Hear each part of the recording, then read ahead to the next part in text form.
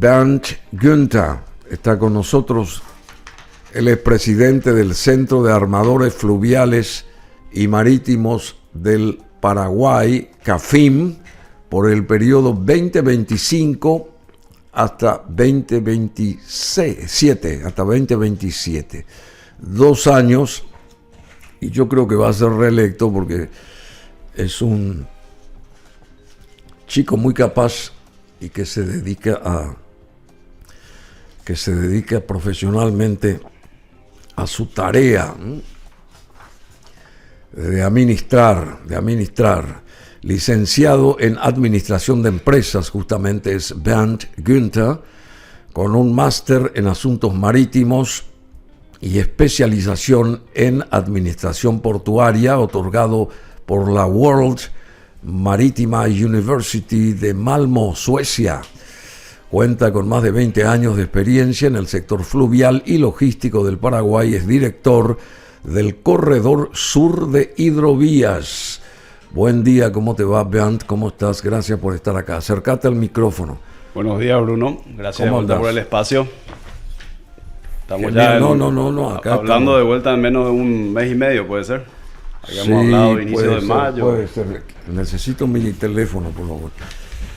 Sí, por supuesto. ¿Cómo estás? Y me llamó la atención esto acerca de la hidrovía que publicaste. Las cargas se duplicarían en 5 años. Esa es nuestra perspectiva, Bruno. Ah, la perspectiva. Sí. Bueno, ¿y cómo va a ser? ¿Cómo va a llegar ese momento? Acá tengo, por favor, acá encontré. ¿Cómo va a llegar ese momento? Y mira, Bruno, estamos muy optimistas desde el sector. Muchas obras en curso, iniciativas en curso, grandes inversiones en industria. No solamente en Paraguay, sino que también, por ejemplo, en las minas de mineral de hierro de Brasil. Entonces, Brasil se dio vuelta, hoy el panorama es diferente, donde Brasil antes no miraba tan de cerca la hidrovía, hoy Brasil está activamente en la hidrovía. Justamente ayer ¿Por qué se dio ese cambio, según vos? Y hubo una inversión fuerte, las minas de Corumbá históricamente fueron explotadas por Vale, que es una empresa muy conocida, y hace 2-3 años fueron compradas por una empresa de capital brasilero, que es del grupo JIF, que tienen estos grandes frigoríficos, ¿verdad? Grandes industrias. Y bueno, ellos apostaron a la industria del mineral de hierro y trajeron un impulso a todo lo que es hidrovía y el fomento a la navegación. Entonces son ellos los que están, por ejemplo, llevando adelante las iniciativas de derrocamiento. ¿De qué? De derrocamiento. De algunos derrocamientos en algunos puntos críticos. O sea, sacar las rocas. Sí, lijar las rocas más que nada, las puntas de roca. Y bueno, de eso habíamos hablado la vez pasada y te había sugerido que lo entrevistes a uno de los directivos ahí del grupo. ¿Vino ya o no? No, creo que no vino. ¿Cómo se llama? Darlan Carvalho. Y vos me pasaste el teléfono. Pasé el teléfono, sí. Sería bueno que hables con él. Acá está el productor de enfrente. Tiene que tener ese dato. Ya se le tuvo que llamar. Sí, está dormido nuestro productor. Sí. Yo creo que todavía está con la... Pero bueno, un grupo que trajo mucho impulso. ¿Hoy viniste hace cuánto? ¿Hace un mes? Un mes y medio. Menos, sí. Y ya tuvo que haber estado acá este señor. Y lo dijiste públicamente, ¿verdad? Lo dije, claro, sí, claro. Genial. Y te voy a agradecer si me pasás de vuelta al teléfono. Por ahí se borró ya eso. Importante que hables con él para que veas la acción proactiva que tiene la hidrovía. Ellos ya pusieron la plata en la mina, duplicaron su producción en el puerto, están haciendo esas obras de derrocamiento, están acompañando de cerca la concesión que quiere hacer Brasil del tramo brasilero. Sí. Entonces, varias iniciativas en curso que ya están ocurriendo. El año pasado se duplicaron los volúmenes de transporte mineral por la hidrovía, se duplicó. Y en mayo se movió más de 1 millón de toneladas de mineral en la hidrovía. Fíjate, eso es enorme. Es enorme y te da un impulso gigante y una perspectiva de crecimiento importante, ¿verdad? ¿Y cómo está digamos, estas barcazas, estas barcazas de Paraguay, son respetadas cuando pasan ahí por el sector argentino o pasa como la guardia brasilera, los militares brasileños ayer que atacaron a los hinchas en el estadio? ¿Es más o menos así o se respeta al Paraguay cuando pasan las barcazas con sus respectivos cargamentos, verdad? Tenemos siempre discusiones con la Argentina. Ciertamente la Prefectura Nacional Argentina, la PNA, es bastante exigente y tiene que serlo. Entonces el discurso de nuestro lado es tengamos los parámetros igualitarios entre los 5 países signatarios del Tratado de Hidrovía, y a ley pareja nadie se queja. ¿Cómo entró a activar Brasil? Porque Brasil siempre dio la espalda porque no le importaba, porque tiene el mar, qué sé yo, y tiene sus costas, y empuja hacia el Atlántico todo lo que produce Brasil. No necesita, entre comillas, de la hidrovía, por más que él forme parte como país de estos cinco naciones signatarias del contrato, del trato ¿verdad? El Tratado de Hidrovía. El Tratado de la Hidrovía. ¿Por qué se dio vuelta la cosa a favor, en este caso, de los otros países que están involucrados en la hidrovía? Y en este caso parece que tomó conciencia Brasil, de que también es importante eso. Siempre fue saliendo algo de granos, de soja y de la zona de Mato Grosso do Sul, que salía de Puerto Murtiño. Entonces eso sigue ocurriendo. Hay un transporte de granos ahí que no es significativo versus el volumen marítimo que se maneja, pero lo que sí es significativo es el volumen de mineral de hierro. El mineral de hierro de la zona de Corumbá, que afecta tanto a Brasil como a Bolivia, es un mineral de alto contenido de hierro. Entonces tiene un 95% de contenido de hierro. Es, vamos a decir, un mineral premium en el mercado, sobre todo chino, que lo compra para la producción de metal, ¿verdad? Entonces es un mineral de alto valor y bueno, que es significativo para la industria brasilera.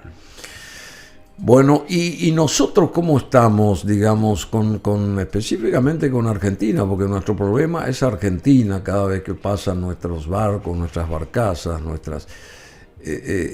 hay una suerte de celosía. Creo que más o menos te pregunté la misma cosa la vez anterior. Ellos notan que Paraguay tiene una flota fluvial mucho más activa y mucho más preponderante. Bruno, también está haciendo su parte. Hay iniciativas favorables hacia el sector, por ejemplo, esta desregulación que hizo Milei el mes pasado, que lanzó la apertura a las banderas para tomar carga en puertos argentinos, que anteriormente era exclusivo de la bandera argentina. Ellos hoy dicen cualquier bandera de la hidrovía puede ir a cualquier puerto argentino, de cualquier puerto. Perdóname, ¿qué pasa con las banderas? Que solamente... Y cada país tiene sus leyes de repente de proteccionistas. Por ejemplo, nosotros tenemos la ley de reserva de carga aún vigente en Paraguay. Por ende, si uno quiere tomar soja de Alto Paraná, que ahí sabemos que sale la mayor cantidad de soja del país, uno tiene que tener bandera paraguaya. Salvo que no exista bodega disponible, entonces ahí se le permite a una bandera extranjera tomar esa carga. Lo mismo tenía Argentina en sus puertos y ellos lo liberaron el mes pasado. Dijeron, bueno, cualquier embarcación independiente de la bandera que sea de la hidrovía puede inscribirse en Argentina y tomar la carga. El punto que aún está en discusión y con el cual no estamos totalmente de acuerdo es que te exigen tener un cierto porcentaje de tripulación argentina. Entonces ahí es donde no es tan práctico ese... ¿Y por qué tiene que subirse un personaje a manejar un coche nuevo de repente, verdad? Por decir algo. O un barco nuevo si no sabe, está en eso. El espíritu del Tratado de Hidrovía es que sea una carretera en común que favorezca a todos los países. Entonces, bajo ese concepto no debiera haber ninguna discriminación ni beneficio a favor de ninguna bandera o tripulación específica. Ese es el concepto de hidrovía y a eso tenemos que seguir. ¿Y qué pasa si un barco de bandera paraguaya pasa por ese sector y entonces, un barco, de bandera argentina pasa por ese sector, entonces no puede transitar porque tienen que venir los ¿cómo se llaman? Los paraguayos a subirse ahí para manejar. Bueno, y tienen que subirse los vaqueanos ahí del Alto Paraná, que es una habilitación específica que tienen ciertos capitanes para navegar. ¿Y por qué no se le exige eso mismo, por ejemplo, a los barcos argentinos? Bueno, se suben los paraguayos en ese tramo de Alto Paraná, porque es un tramo específico que requiere una habilitación específica. Se suben. ¿Cómo se llama eso donde la gente son los vaqueanos que manejan un tramo específico. Hay una terminología. Los prácticos. Los prácticos. Bueno, y suben ahí en barcos con bandera argentina. Tienen que subir también, salvo que haya un práctico habilitado. No, es que tienen que subir. Yo quiero saber si suben. Suben. Nosotros, por ejemplo, mismo nosotros, las empresas paraguayas que no tenemos un práctico habilitado en Alto Paraná, tenemos que subir a un práctico habilitado en Alto Paraná para entrar al Alto Paraná. Porque tiene su complejidad, tiene sus piedras, tiene sus pasos críticos. Entonces, lo que te garantiza eso en la práctica también, es que el tipo maneja ese tramo. Lo conoce de memoria, sabe dónde está la piedra, sabe dónde está el lugar. Entonces él maneja el barco de la mejor forma. O ayuda al capitán a tomar la mejor decisión de navegación. Y eso, entonces, de eso también ¿cómo que se llama? Se resguardan los argentinos. Bueno, y lo mismo sucede en el tramo argentino, con exclusión de la bandera paraguaya.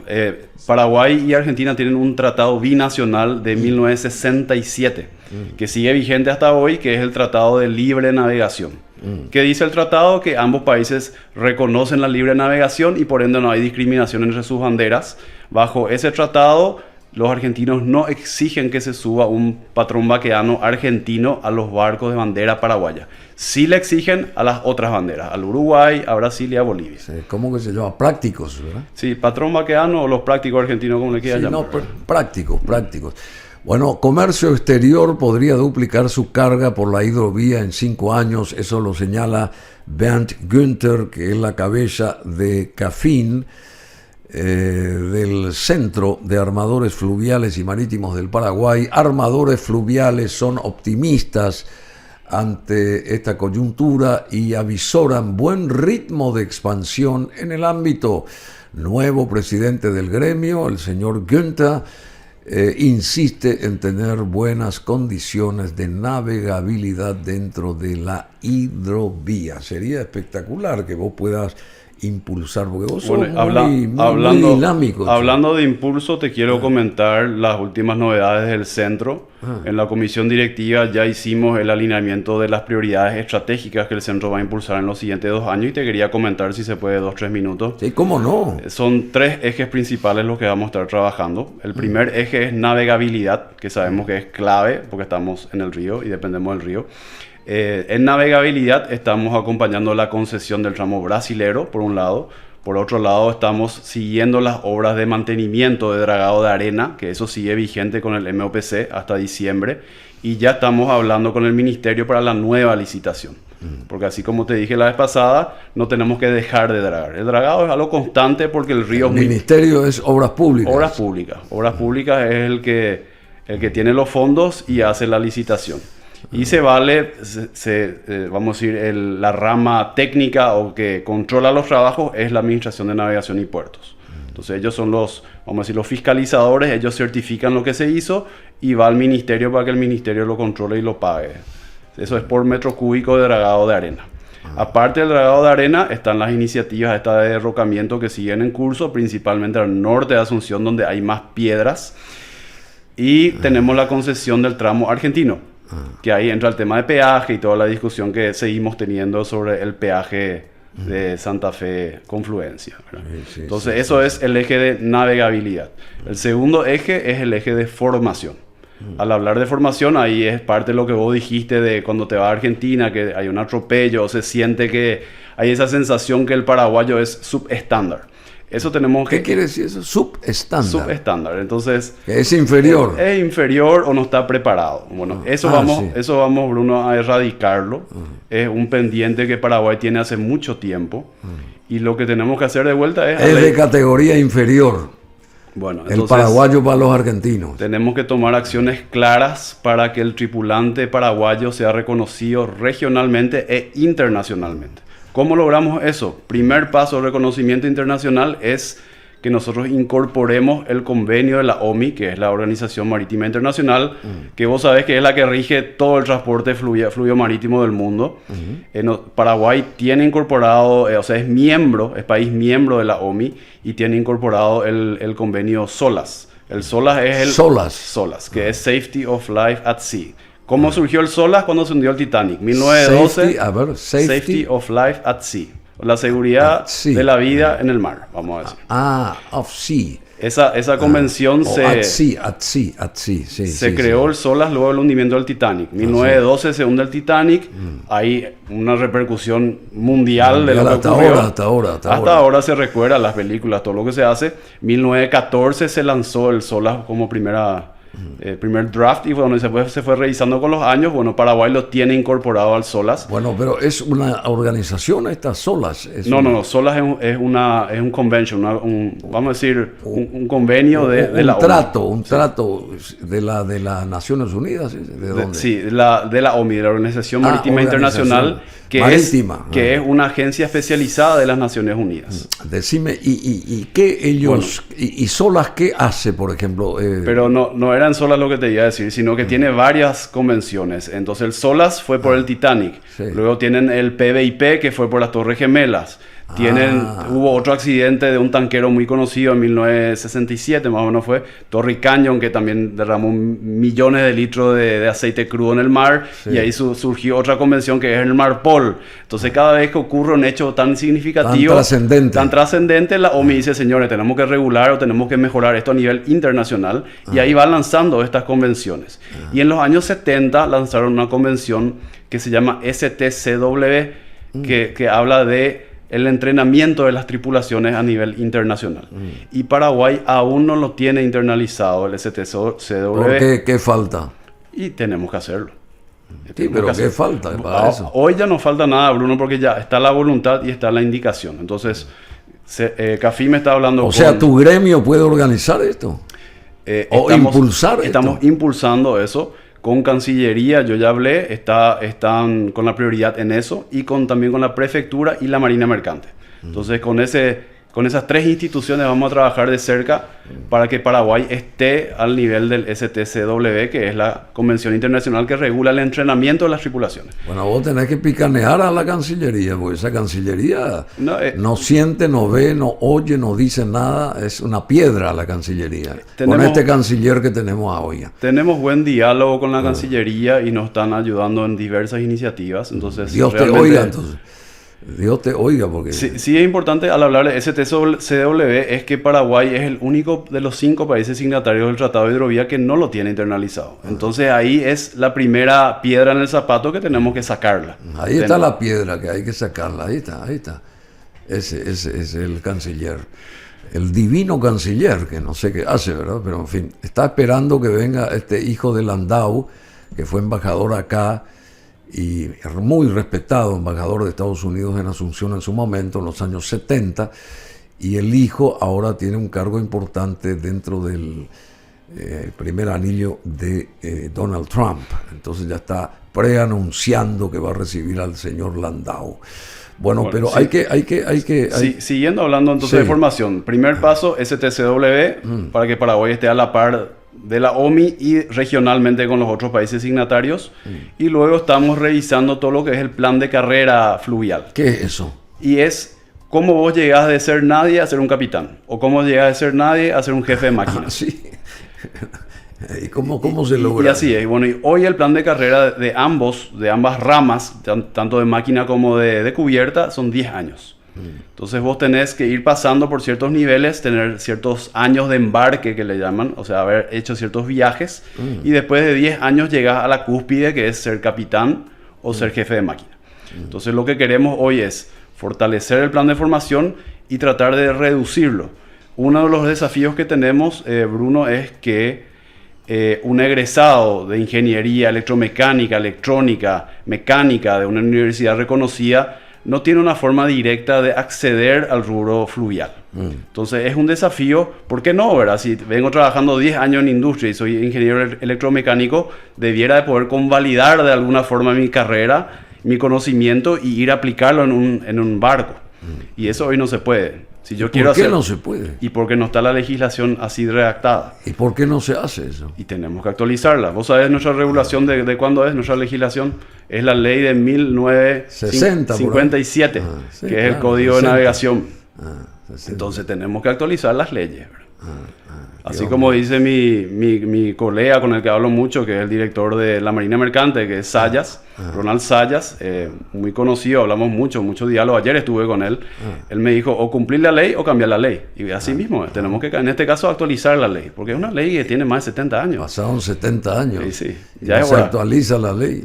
Imagínate, esa ¿Cómo ley... se va a exigir entonces? Esa ley, Bruno, habla de fogoneros. El fogonero es el que tiraba ahí la leña, el carbón El fogonero, sí. Para que el barco funcione, ¿verdad? Ya ni existe eso. Entonces tenemos que actualizarlo. Y en los trenes también se utiliza esa Pero terminación. estamos todos en la misma línea y también el director de la Marina Mercante está en la misma línea. Entonces se dan las condiciones como para avanzar rápido.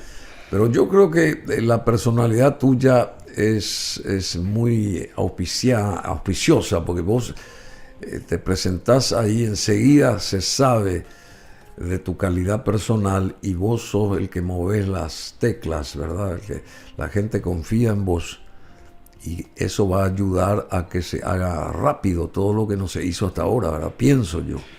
El diálogo es la base, Bruno. Tenemos que dejar de pelearnos entre nosotros. Primero, entre los paraguayos. Los paraguayos no tenemos que estar discutiendo. Tenemos que decir qué se puede hacer, qué no se puede hacer, buscar un punto intermedio y ir para adelante, juntos.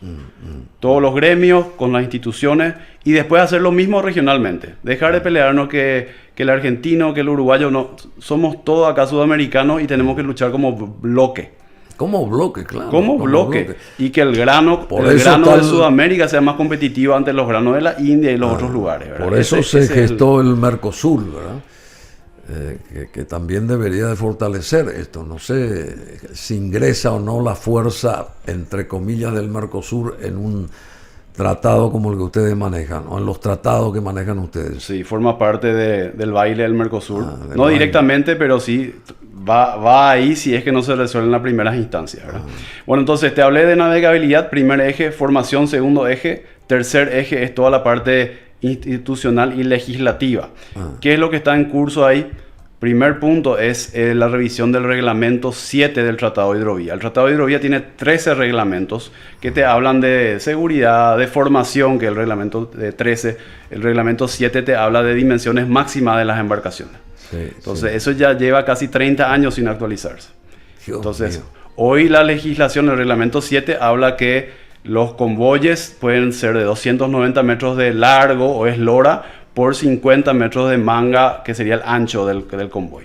Para remolcadores de 4000 HP con radares. Eso es lo que dice el reglamento 7, que es del año 96, 92 por ahí. ¿Y se tienen radares acá? Bueno, entonces, hablar de un radar hoy en día es como que vos me digas que tengas un celular. Es lo básico. Lo básico. Los barcos tienen muchísimo más que eso hoy. Tienen AIS, que es una identificación automática, tienen cartas náuticas, cartas electrónicas, o sea, una cantidad de cosas. Y los HP son de 5000, de 6000, de 7000 HP. O sea, estamos hablando de vuelta a lo desfasado.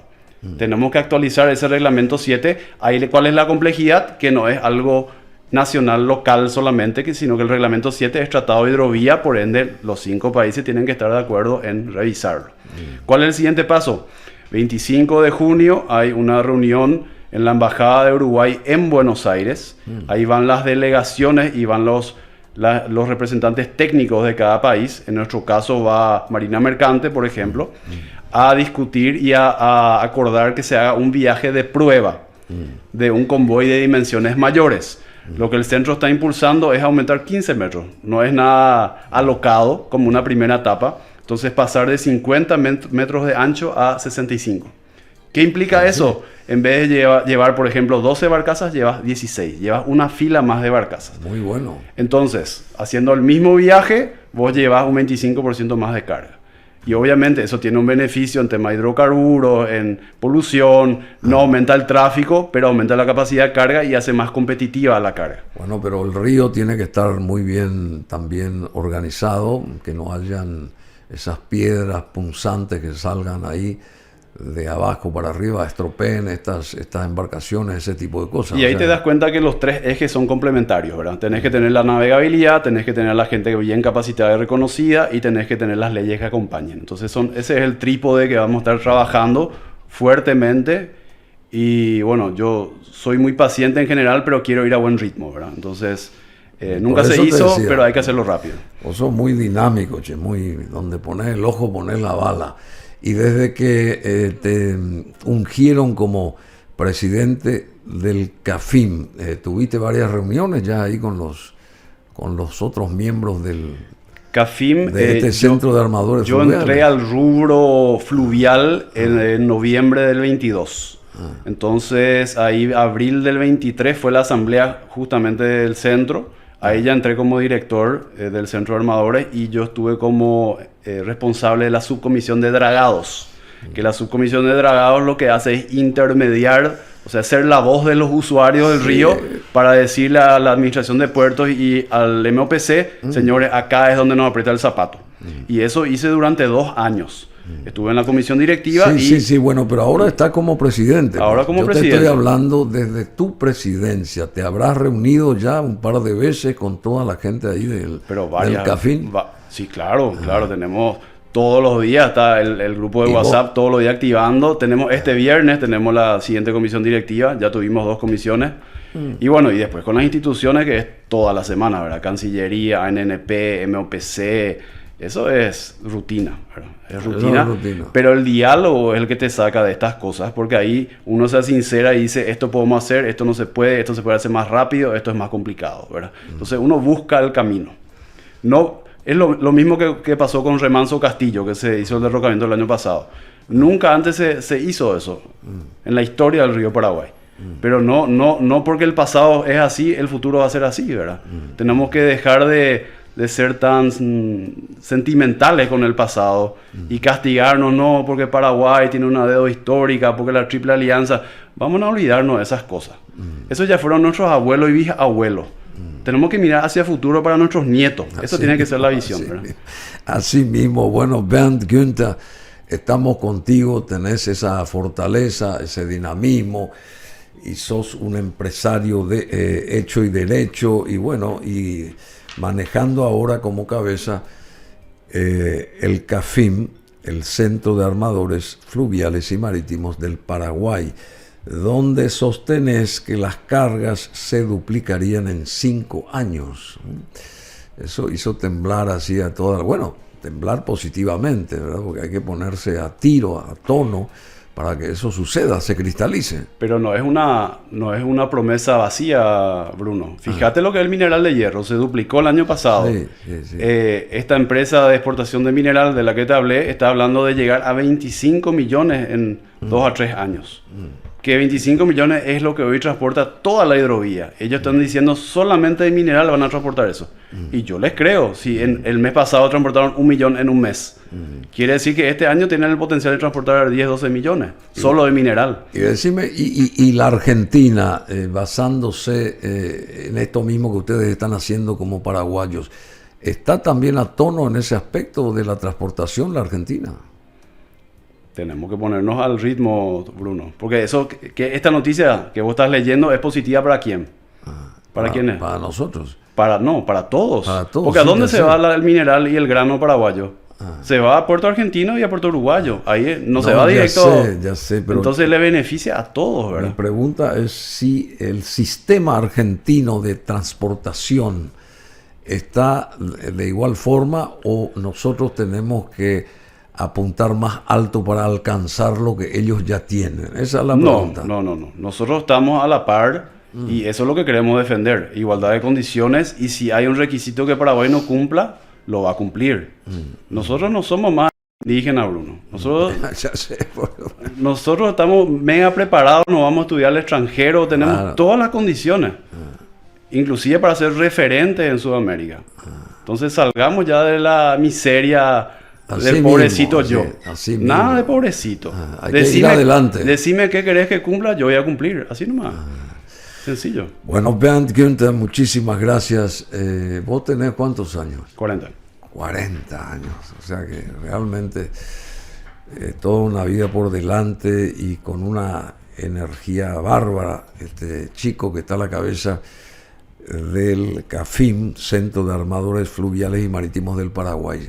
Por acá pasó mucha gente que estuvo en este mismo lugar tuyo, pero vos sobresalís por esa energía que te sobra, y esperemos que también la gente con las cuales vos te reunís, o la gente con la cual vos te reunís, por eso te hice esa pregunta, también sigan tu ritmo, porque no es una cosa que en solitario vos quieras, pienses o qué sé yo, y los otros no te acompañen.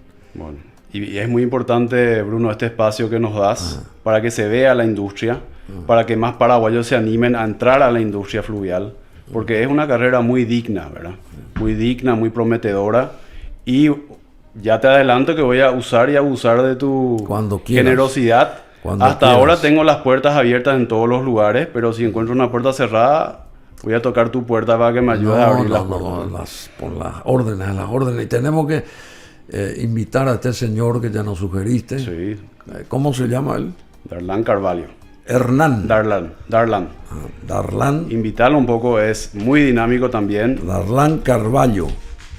Y es una persona que pone las acciones donde pone las palabras. Entonces, y bueno, te sugiero que lo que vos estás haciendo también. Eso es lo que sorprende, porque sos dinámico, como bien reitero, y eso es lo que hace falta, empujar para adelante las cosas, ¿verdad? No estar con las historias ya acontecidas. Problemas y trabas siempre van a haber, Bruno, y hay muchos intereses de repente encontrados, pero uno hablando se entiende.